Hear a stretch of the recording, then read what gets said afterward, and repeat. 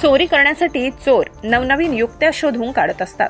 चोरीच्या मोटरसायकल यांच्या विरोधात पोलिसांनी अभियान सुरू केल्यानंतर आता चोरट्यांनी मोटरसायकल आणि 4 चाकीची चाके चोरून नेण्यास सुरुवात केली आहे। शहादा शहरातील नवीन वसाहती तसेच अनेक भागात चोरटे आता मोटरसायकली चोरी न करता मोटरसायकलची चाके काढून सायलेन्सर इतर साहित्य काढून नेत असल्याच्या घटना उघड होत आहेत। वाहनांची चाके चोरीच्या घटनांमध्ये वाढ झाल्याने वाहनधारकांमध्ये चिंतेचे वातावरण निर्माण झाले। आता चोरट्यांचा बंदोबस्त करण्याचे मोठे आवाहन पोलिसांच्या समोर उभे राहिले आहे। सलाउद्दीन लोहार, प्रश्नचिन्ह न्यूज, शहादा। मी हरीश हिरालाल कदम संभाजीनगर मध्ये राहतो। माझं मेन रस्त्यावरचीच घर आहे। हे हा रहदारीचा रस्ता 24 तास चालू असतो, परंतु अशा परिस्थितीमध्ये सुद्धा चोरी चपाटी मोठ्या प्रमाणामध्ये होते आहे। ते बी बिनधास्तपणे आपली चोरी करून निघून जातो आहे।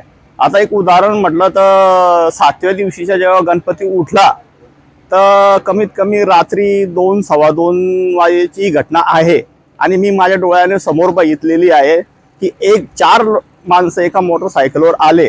एका कोपऱ्याला त्यांनी मोटरसायकल लावली, एक व्यक्ती उतरला, एक व्यक्तीने मागचे टायर काढलं या गाडीचं, काढून एका कोपऱ्याला इकडे ठेवलं। आणखी त्या गाडीमधून दुसरा व्यक्ती उतरला, पोरगा, त्यांनी पुढचं टायर काढलं, तो टायर काढून त्यांनी आणखीन इकडे ठेवला। आणि दोन ते मोटरसायकलवर सवार होते त्याचे जोडीदार। ते 2 सवार त्या रहदारीचा रस्ता असताना कोणी कधी सायकलवर येत होते तर ते पळून जात होते, आणखीन पुन्हा येत होते।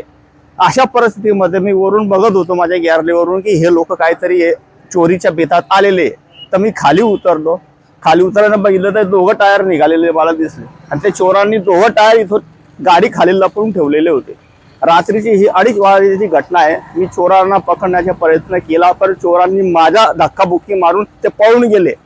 पाठीमागचे जे घर आहे ते नवरत्न बिराडे यांचे, ते 2-3 दिवसापासून परगावी गेले असल्यामुळे चोरांनी परवाच्या दिवशी रात्री 2 वाजता येऊन त्यांच्यानी त्या गाडीचा लॉक काही तुटला नसेल तर त्यांनी लॉक तुटला नसल्यामुळे त्यांनी गाडीचे 2 चाकं खोलून त्या गल्लीच्या इकडची गाडी आहे नंबर 72च्या खाली आहे ना फेकून चालले गेले।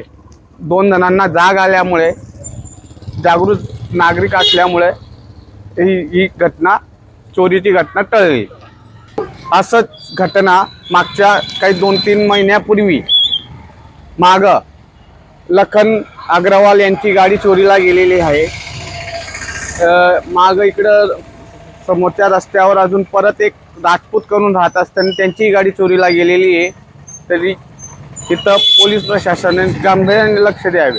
पाहतो 3-4 गाड्याची घटना झाल्यामुळे पोलिसांनी गांभीर्याने लक्ष आणि केंद्रित करून गस्त वाढवावी अशी नागरिकांची, गल्लीवाल्यांची आणि पूर्ण कॉलनीची समस्या असून पोलिसांनी वेळीच लक्ष घालावे। आणि